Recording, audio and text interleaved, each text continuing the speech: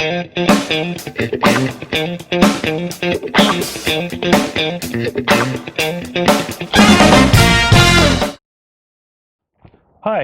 welcome to part 2 of my video series on solar charging your photography expeditions. In part 1 of this video series, I shared a solar charging system, how I selected the components, and performed some preliminary backyard tests.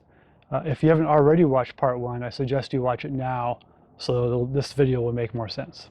So now in part 2 of this video series, I want to share how the system performed on a 5-day pack rafting trip.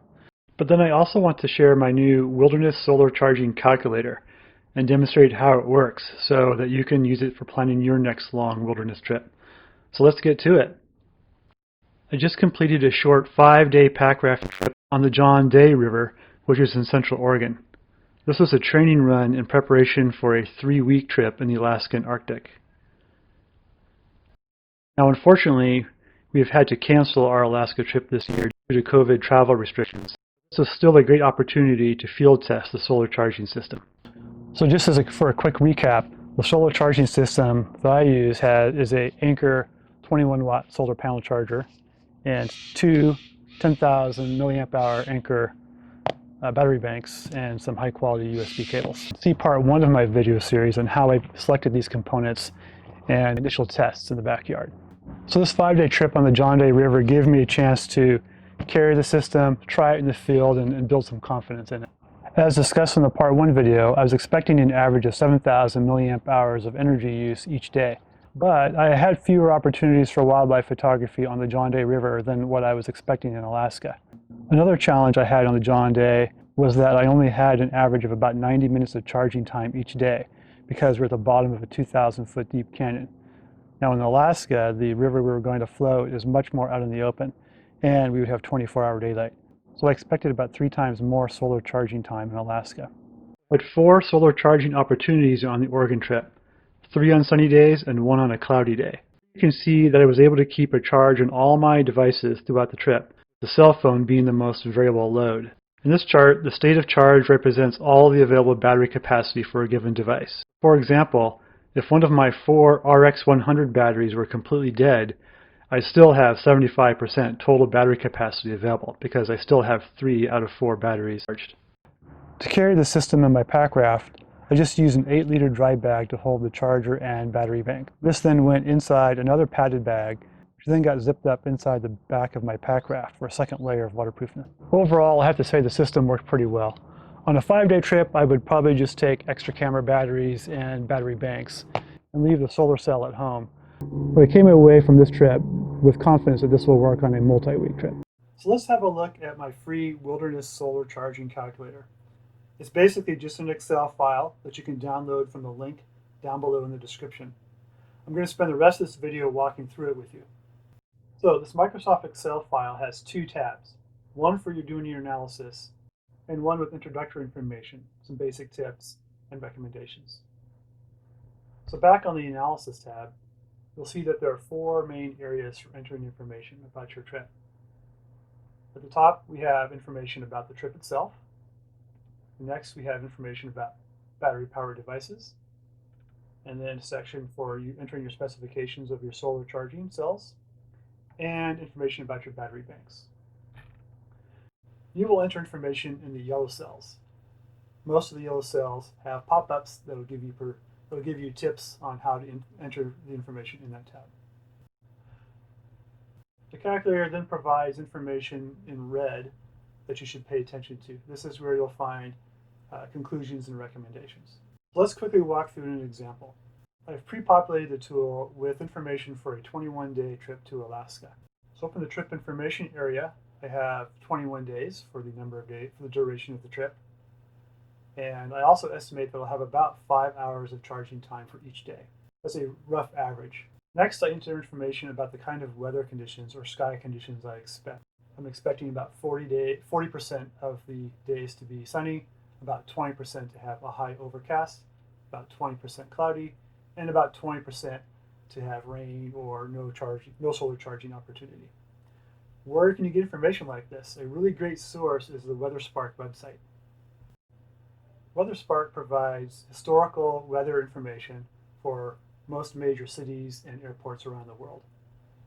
So my trip to Alaska was going to end at Point Lay, a small village on the Arctic Ocean. If I click on this airport, I can see basic information about the weather conditions at Point Lay. For example, I can see the average temperatures by month, the high, mediums, and lows. But the clouds area is the most important information for solar calculations.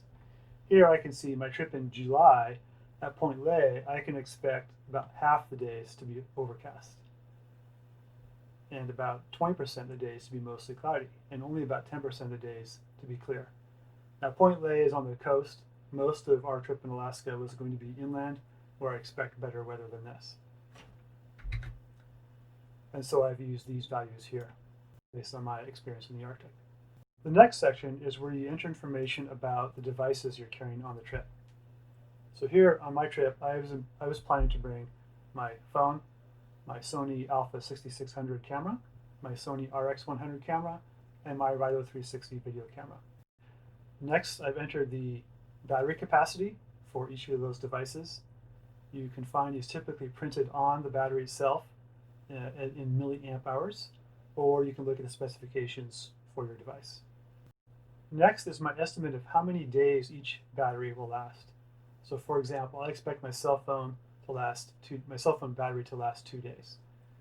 The Alpha 6600, I anticipate 2 days of use for this battery, just based on my experience shooting in the field. The Sony RX100, I only put half a day for each battery because my experience is that I could easily shoot 2 batteries a day. The Rilo 360 camera, I'm anticipating 1 battery per day. The next line is the number of batteries I'm going to be taking on the trip. Unfortunately, I can only take 1 cell phone battery because the battery itself is built into the phone. However, I plan to take 4 batteries for each of my 2 cameras and 2 batteries for my Rilo 360 video camera. The tool then calculates the total endurance for each device with all of its batteries. And here it notes that all of my devices will require some solar charging or battery bank recharging to get through the trip. So for example, for a 21-day trip, I don't have enough capacity for any of these devices to get through that trip. If I was going on a 3-day trip, for example,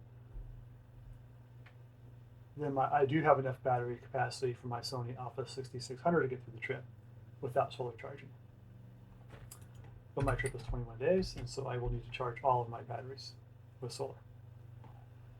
Next, we have the average daily energy consumption is calculated here. This is 5,850 milliamp hours per day. That's the average daily consumption of all these devices. Looking at the solar charging system, I'm planning to carry an Anker 21-watt solar charger.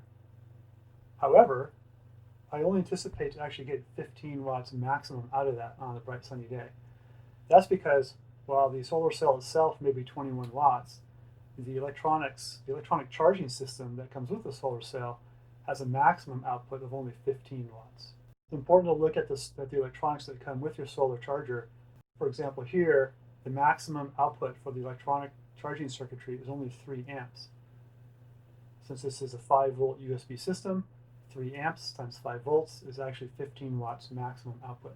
On a high overcast day, I can really only expect to get about 35% of that, which is 5.3 watts. On a cloudy day, I can only expect to get about 20% of that, or about 3 watts. So my average daily solar capture is about 6,500 milliamp hours per day. That's about 110% of my use, which means I'm probably a little underpowered with this system. It's better to have a little extra margin, say 140% more. But I am reducing the average daily energy consumption by about 15% to account for the losses of charging and discharging lithium-ion batteries, which is about 10 to 20%. Finally, we specify the battery banks. I'm carrying 2 Anker 10,000 milliamp hour battery banks, so I list each of them here. Here's the final conclusion of the spreadsheet. It says my battery banks alone can support up to 3.4 days of operation, and that the battery banks and my spare batteries together can support up to 4.4 days of operation. Since I was expecting 20% of my 21 days to be rainy, I can expect 4.2 days of rain. And since I have 4.4 extra days of operation in my batteries, I should be able to make it through the trip just fine. So let's take a look at another scenario. Let's say that I take my DJI mini drone with me on this trip.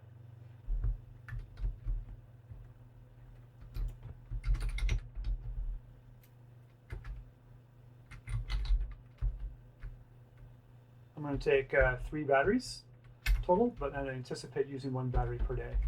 I also have the controller with 2600 milliamp hour battery, and I expect the controller will last 4 days, and because the battery is built in, I can only take 1 battery on the trip. Here you can see my average daily energy consumption is now almost 9,000 milliamp hours per day, and my solar cell is still only 6,500 milliamp hours per day. So I'm being alerted here that I'm underpowered. I only have 70% of the daily energy consumption that I need. So I'm going to just basically copy and add another Anker 21 solar cell. I now have enough average daily energy capture to meet the demand of electronics. Reviewing the battery banks, however, it suggests I should add another 10,000 milliamp hour battery bank to survive rainy days. So I could just copy that and add a 3rd battery bank. So there you go. That is my solar charging calculator, which you're free to download using the link in the description below. Feel free to put any questions down in the comments, and if you're interested in this kind of stuff, be sure to hit that subscribe button. Good luck on your next wilderness adventures.